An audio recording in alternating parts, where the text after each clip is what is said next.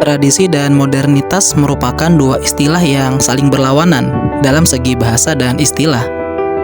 Sekalipun dikaitkan dengan kata Al-Quran yang notabene sakral, dua hal tersebut tetap terjadi pembenturan dan dampaknya tentu akan menimbulkan keresahan umat Islam serta kebingungan akan peraturan mana yang sekiranya lebih layak untuk mereka patuhi.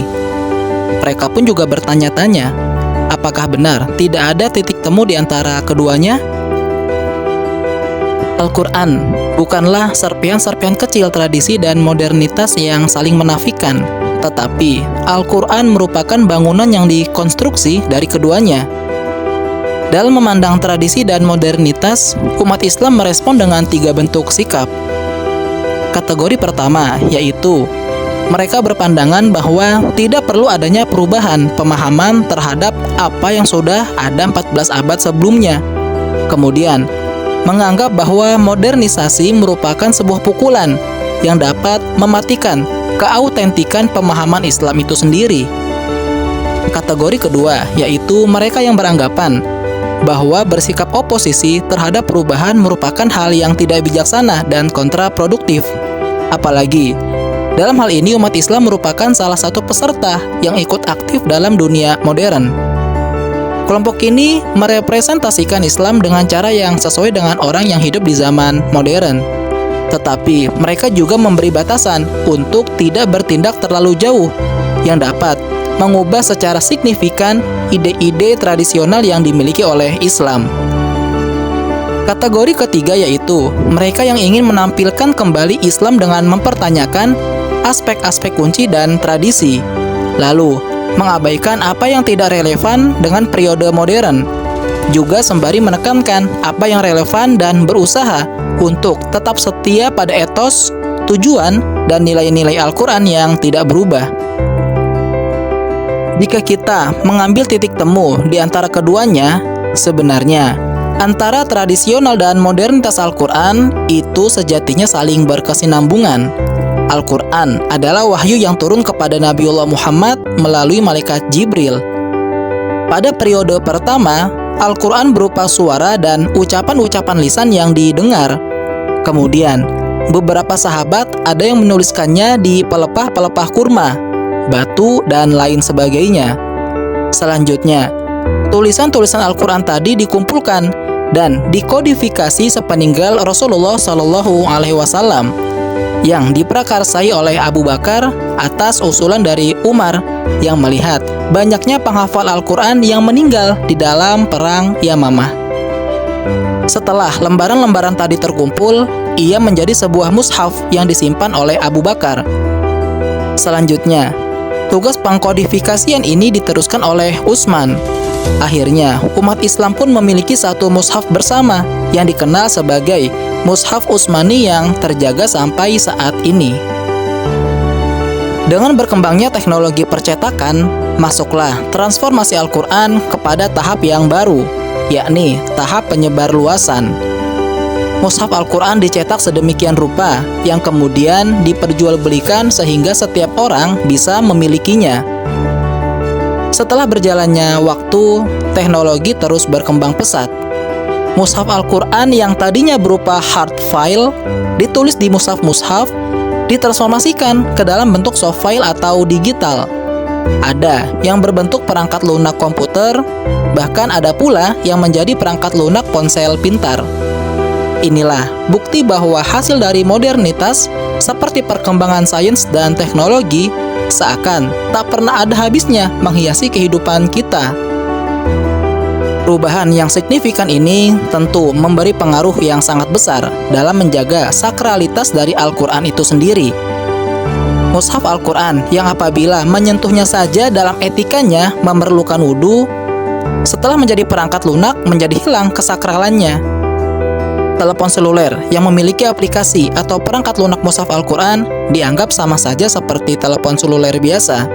Ia bisa dibawa kemanapun, bahkan ke toilet sekalipun yang dalam etikanya, mushaf Al-Quran tidak boleh dibawa ke toilet.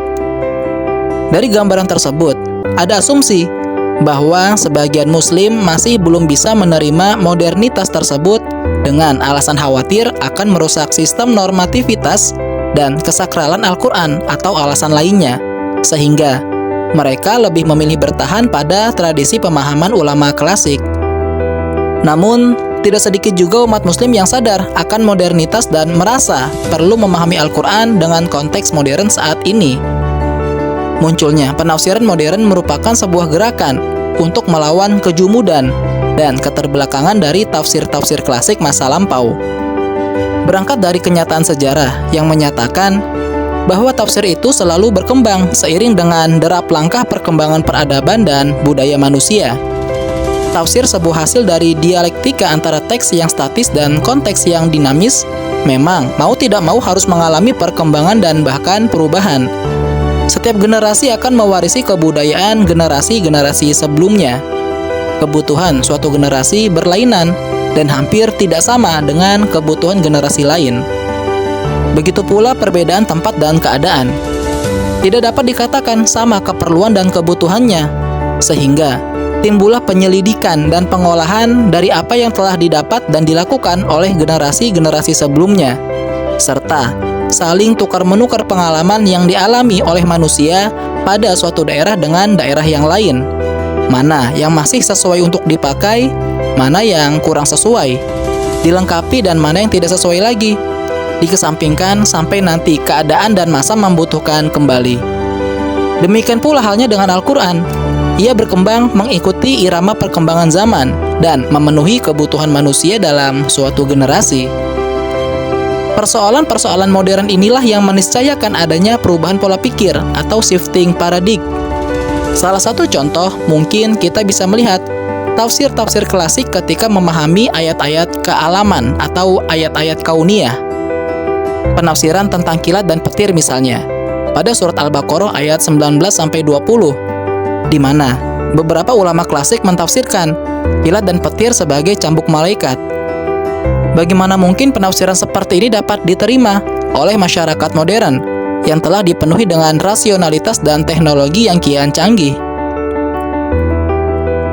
Perkembangan sains dan teknologi tentu menuntut ayat-ayat seperti ini agar dijelaskan dengan penjelasan yang lebih rasional dan jika perlu dibuktikan dengan pembuktian yang ilmiah. Kita ambil contoh dalam kasus Indonesia sendiri. Bagi pencuri, baik laki-laki maupun perempuan, akan diberi hukuman penjara. Sementara dalam syariat Islam yang tertera dalam nas Al-Quran, hukuman bagi pencuri ialah potong tangan, sebagaimana yang tersurat dalam Al-Maidah ayat 38. Di sini terjadi pembenturan antara tradisi dan modernitas, dan dampaknya tentu akan menimbulkan keresahan umat Islam dan kebingungan akan peraturan mana yang sekiranya lebih layak untuk mereka patuhi. Begitupun persoalan-persoalan manusia modern yang semakin kompleks yang ditandai dengan munculnya fenomena-fenomena baru yang tidak pernah dijumpai sebelumnya. Sebut saja fenomena bayi tabung, cloning, bank ASI, bank sperma, operasi plastik, dan berbagai fenomena lainnya. Kasus-kasus seperti ini juga tentu tidak mungkin dihindari, melainkan perlu dicarikan jawabannya melalui pemahaman Al-Quran. Sedikit gambaran di atas mungkin dapat menjawab pertanyaan apakah tradisi pemahaman Al-Quran klasik mampu merespon tantangan-tantangan modernitas tersebut. Kehidupan manusia akan selalu dihiasi oleh modernitas dan tidak menutup kemungkinan akan selalu berkembang dan semakin kompleks. Al-Quran mengarahkan manusia agar mengembangkan sains untuk mengetahui sifat dan tingkah laku alam sekitarnya pada kondisi tertentu. Dan dengan penguasaan sains ini, manusia dapat membuat kondisi yang sedemikian rupa hingga alam bereaksi. Kemudian, mengarahkan pada hasil yang menguntungkannya, yakni manusia menciptakan teknologi. Maka dari itu, dalam memahami Al-Quran tentu kita perlu menggunakan pendekatan dan teori-teori modern agar memperoleh jawaban yang relevan. Namun, di samping itu, kita juga tidak bisa meninggalkan tradisi-tradisi yang telah digagas oleh para ulama klasik. Terlebih lagi jika tradisi tersebut baik dan masih bisa dipertahankan. Kita perlu mempertahankan tradisi-tradisi klasik yang baik, karena pada dasarnya modernitas tidak akan selalu menunjukkan kesempurnaannya. Inilah yang dikenal dengan konsep al-muhafazatu ala qadimi sholih wal akhdhu bil jadidil aslah, yaitu merawat tradisi yang baik dan menerima pembaharuan yang lebih baik. Dengan sains dan teknologilah manusia memanfaatkan serta melestarikan alam sekelilingnya, mencari ketetapan hukum alam yang dibuat oleh Allah Subhanahu wa Ta'ala.